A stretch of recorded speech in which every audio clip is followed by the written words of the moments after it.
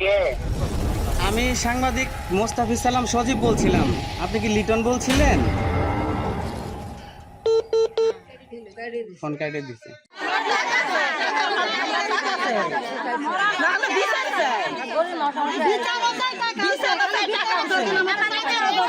এই বাজার থেকে 2 ভরি স্বর্ণ দেওয়ার জন্য আমাকে ডেকে নিয়ে গেছে আমার বাড়ি। নিয়ে যায় টিয়াজ আছে 40,000, 2 ভরি স্বর্ণ দিব। লিটনের রেহা নিচ্ছে, কম্বল দিবার চাই আর তেল ফালাই দিবার চাই। আলু দিব, চাউল দিব, আবার তেল কালাই দিব, অনেক কিছুর কথা বলছে স্যার। বলি 7,000 টাকা নিয়েছে আমার আম্মার কাছ থেকে।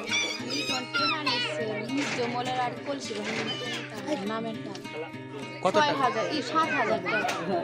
20,000 টাকার বিনিময়ে গরু ছাগল, 40,000 টাকার বিনিময়ে 2 ভরি স্বর্ণ, 85,000 টাকার বিনিময়ে একটি থাকার ঘর, একটি টয়লেট, টিসিবি পণ্যের কার্ড, কলসি বাহিনীর কার্ড সহ নানান প্যাকেজ দেওয়ার প্রলোভন দেখিয়ে দীর্ঘদিন ধরে ভিক্ষুক থেকে শুরু করে দিনমজুর চাষি সহ গ্রামের সহজ সরল দরিদ্র ও অতি দরিদ্রদের কাছ থেকে লক্ষ লক্ষ টাকা প্রতারণা করে চলেছে জামালপুর জেলার দেওয়ানগঞ্জ উপজেলাধীন বাহাদুরাবাদ ইউনিয়নের লিটন নামক এক প্রতারক।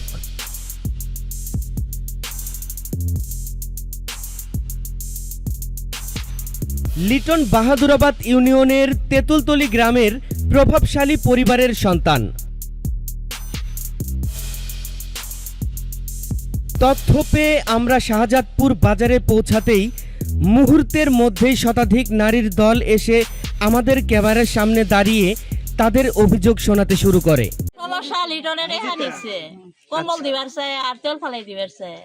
2500, 2,500 টাকা। 2,500 টাকা। এর পরে 15 মাস হয়ে গেল, এর মধ্যে টেহা দেয় না। কয়দিন বাড়িতেও গেলাম, তাও আর টেহা দেয় না। ও বাপ মায়ের কইলে আমরা খোয়ার হই না। লিটনে যায় ধরগা, লিটন গেছে ঢাকাতে আমরা ধরি কাজ। এই বাজার থেকে 2 ভরি স্বর্ণ দেওয়ার জন্য আমাকে ডেকে নিয়ে গেছে আমার বাড়ি। নিয়ে যায় টিয়াজ আছে 40,000, 2 ভরি স্বর্ণ দিব। তখন আমি বললাম যে 2 ভরি স্বর্ণের দাম 2 লক্ষ টাকা, 40,000 টাকা দিয়ে 2 ভরি স্বর্ণ তুই কই থেকে দিবি? আমাকে বললো যে ভাই এটা ইয়র থেকে আসব, সরকারি ভাবে আসে জিনিসটা। এলে 40,000 টাকা দিলেই 2 ভরি স্বর্ণ তোমাকে আমি দেবো। আমি কই পাবো সেটা আমার ব্যাপার। আমি বললাম যে না, আমি 2 ভরি স্বর্ণের জন্য আমি 40,000 টাকা দিব না। স্বর্ণের দাম হলো 1 লক্ষ টাকা কিনি। আমি 40,000 টাকা তোকে দিব না, তুই আমার স্বর্ণ দিয়ে পারো। তুই কোনো চাকরি করস না, তোর কোনো ব্যবসা নাই, তোর সম্পত্তি নাই, তুই আবার আমাকে 2 ভরি স্বর্ণ দিবি কই থেকে?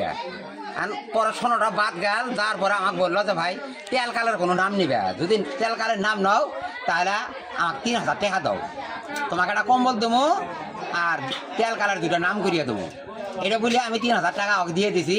এখন তেল কালেও নাই, ওই কম্বলও নাই, আর একটাও নাই। থেকে বলছে যে আলু দিব, চাউল দিব, আবার তেল কালাই দিব, অনেক কিছুর কথা বলছে স্যার। বলি 7,000 টাকা নিয়েছে আমার আম্মার কাছ থেকে। কতদিন আগে? 1 বছর হবে। 1 বছর। মানে এর মধ্যে কি টাকা চাইতে যান নাই আপনারা? অনেকবার গেছি স্যার, হুমকি দেয়, কয় যে আমার টাকা না দিলে আমি তোমাদের কই থেকে টাকা দিব, টাকা তো দিতে চাই না। আমরা অনেক বলছি যে আমরা গরিব মানুষ, আমার টাকাগুলো আপনারা অনেকই করে নিছেন, যে চাউল দিবে আমরা খাবো, কিন্তু কিছুই তো স্যার দিতেছে না। এখন আপনি চাচ্ছেন কি? আমার টাকাও চাই, বিচারও চাই।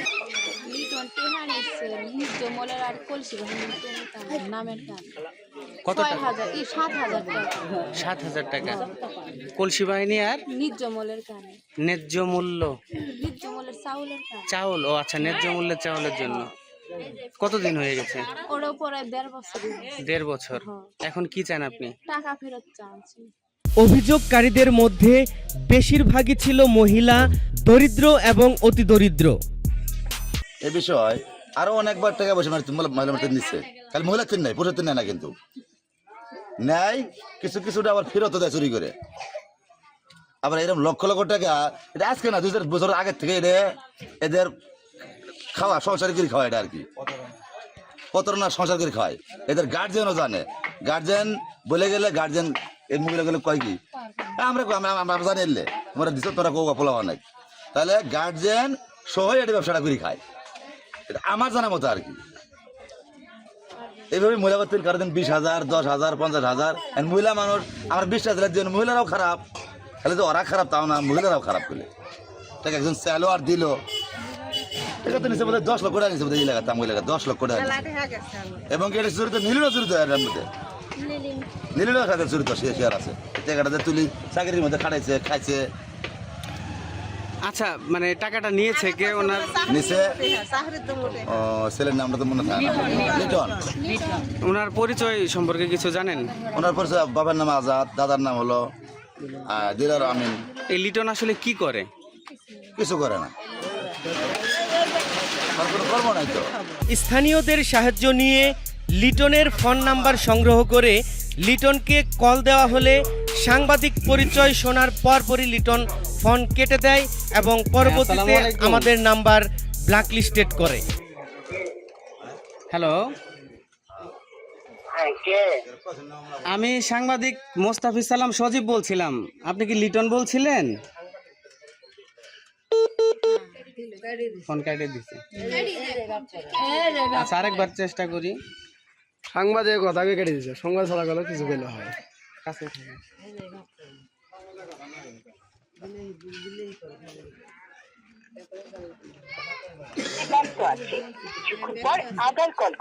আরেকবার দিন। ব্ল্যাক লিস্টে রাখতে হবে না।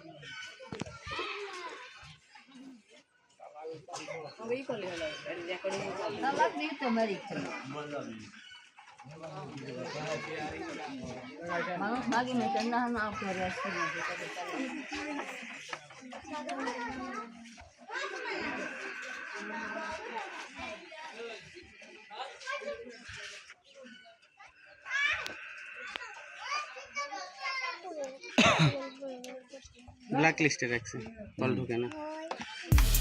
প্রতারক লিটনের প্রতারণার শিকার হওয়া প্রতিটি ভুক্তভোগীর এখন একটাই দাবি, তাদের পাওনা টাকা বুঝে পাওয়ার পাশাপাশি এই প্রতারকের দৃষ্টান্তমূলক শাস্তি।